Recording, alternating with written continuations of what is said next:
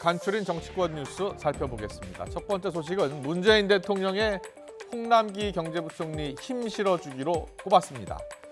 문 대통령이 오늘 홍남기 부총리의 SNS 글을 공유했는데요.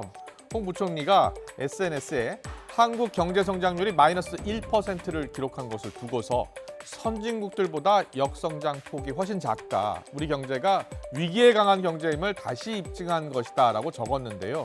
이걸 두고 대통령의 힘 싣기라는 분석이 나옵니다. 홍남기 부총리, 최근 여권에서 이런저런 비판을 받으면서 위기에 몰린 것도 사실입니다. 최근 자영업자 손실보상제를 두고서 기획재정부가 법제화한 나라를 찾아보기 힘들다라고 밝히자 정세균 총리가 이렇게 얘기했죠. 이 나라가 기재부의 나라냐? 비판을 한 겁니다. 홍 부총리가 검토는 하겠지만 재정은 화수분이 아니라고 다시 반박을 했었죠. 자, 급기야 손실보상제 논의를 위한 고위당정청 회의에 홍남기 부총리가 불참하면서 여권 내에 불화설은 더 짙어졌습니다. 이런 상황에서 문 대통령이 직접 손실보상제 논의 검토를 지시하고 또 오늘 홍 부총리의 글을 공유한 것 역시 여권 내의 불화설을 잠재우기 위한 행보로 볼 수도 있을 것 같습니다. 네.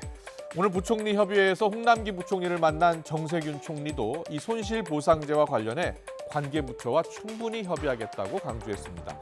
홍남기 부총리가 기존의 입장을 유지할지 아니면 여기서 불화설이 일단락될지 좀 더 지켜보겠습니다. 다음 소식은 논란이 되고 있는 민주당 황운하 의원의 인터뷰 내용인데요. 경찰 출신이죠, 황 의원. 오늘 라디오 인터뷰에서 이용구 법무부 차관의 택시기사 폭행 의혹과 관련해 담당 수사관 입장에서는 굳이 동영상을 볼 필요가 없다고 판단했을 수 있다라고 밝힌 겁니다. 블랙박스 영상을 경찰이 확인하고도 은폐했다는 의혹이 일고 있는 가운데 경찰을 감싸는 것으로 비출 수 있는 내용이죠. 황 의원은 피해자와 합의가 됐고 처벌을 원치 않는다고 했기 때문에 담당 경찰이 볼 때에는 많고 많은 평범한 사건으로 생각할 수 있다고 옹호했습니다. 들어보겠습니다. 피해자, 택시 기사분이 원하는 목적지에 도착한 후에 그 손님을 깨웠는데 손님이 나를 멱살을 잡았다. 그래서 신고를 했었는데 나 합의가 됐기 때문에 처벌 원하지 않는다. 이렇게 진술을 했단 말이죠. 네. 이때 굳이 동영상을 볼 필요가 없다고 판단할 수 있거든요. 마지막 소식은 업무평가에서 최하위 등급을 받은 법무부로 잡았습니다. 자, 국무조정실이 중앙행정기관에 대한 성적표를 매겼는데요. 기획재정부와 보건복지부 A등급을 받았고요. 통일부와 법무부는 가장 낮은 C등급을 받았습니다.